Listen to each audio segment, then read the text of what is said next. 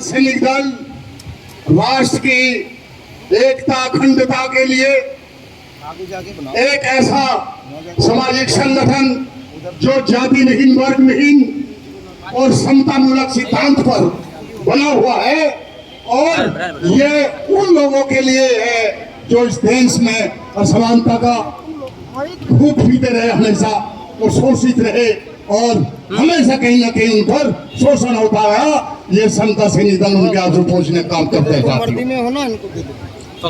समता सैनिक दल उस महामानव का विचार है, बाबा साहब का विचार है। समता सैनिक दल बाबा साहब ने बनाया, और बाबा साहब हम कुछ नहीं। आज अगर हम इस दास पर सब लोग बैठे हैं, आप सामने बैठे हो, इनका केवल एंड केवल बाबा साहब की बदौलत आज हम हैं, और इसलिए ये दल नहीं, दल का दूसरा नाम ही बाबा साहब है। साथियों, मैं पिछले 8 दिन से मैं भी वायरल में हूं, लेकिन मैंने एक योजना बनाई दल के लिए, वो मैं नहीं पढ़ रहा। इसको पढ़ने के लिए भाई के चौधरी जी आपके सामने पढ़ेंगे। रात हमने ये पेपर दिए थे, इसको लीजिए आप। साथियों,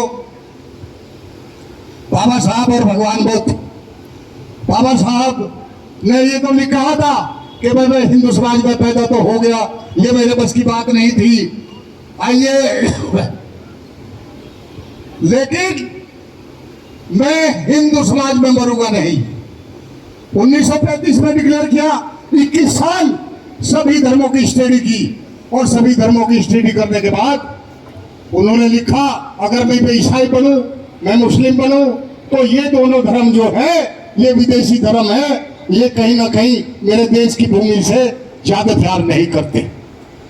और उन्होंने ये भी कहा कि मैं अगर सिख बनूं, वो पंजाब में गए, उन्होंने स्टडी की पंजाब के समाज की। उन्होंने जाके देखा कि पंजाब में भी गुरुद्वारे अलग अलग समाज के बने हुए हैं। ये जट गुरुद्वारा, ये मजहबियों गुरुद्वारा, ये रविदासियों का गुरुद्वारा, और ये चीज छोड़ लेकर के उनको बड़ा दुख हुआ।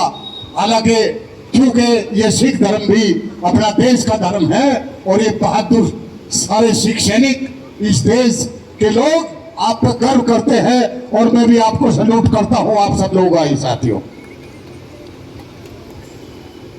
बाबा साहब ने बहुत धर्म अपनाया, चूंकि इसमें इतनी विषमता थी, इतना शोषण था, वर्ण व्यवस्था थी, असमानता थी, और ऐसे समय में भी दल बना कि जब बिल्कुल ऐसा हालात था कि मानव अधिकार नाम की वो चीज नहीं थी। सभी समझते साथी, सब पढ़ते हैं, देखते हैं, लेकिन मैं एक बात बताना चाहता हूं साथियों, किसी विद्वान ने कहा है कि यदि बाबा साहब की ये लेखन थी, बाबा साहब का जो लेखन है अगर घर घर में पहुंच गया तो किसी को जागृत करने की जरूरत नहीं है। वो अपने आप ये गगनचुंबी जो इमारत है वर्ण व्यवस्था की, वो अपने आप ही धराशायी हो जाएगी, भर भरा करके नीचे जमीन पर गिर जाएगी, जिस दिन हम सब लोग इस धर्म से निजात पा लेंगे। साथियों, कहने की बहुत बातें थी, लेकिन मेरे से भी ज्यादा नहीं बोला जा रहा, और हमारे जो श्रद्धेय चीफ गेस्ट आए हैं उन्हें टाइम नहीं ज्यादा, इसलिए मैं अपना वक्तव्य खत्म करता हूं। फिर आपके साथ चर्चा होगी बोलने के लिए। हमारे सब लोग जितने यहां बैठे हैं 1-1 घंटा बोल सकते हैं, लेकिन आप सब श्रोते साथी मैं समझता हूं जितने समता सैनिक दल के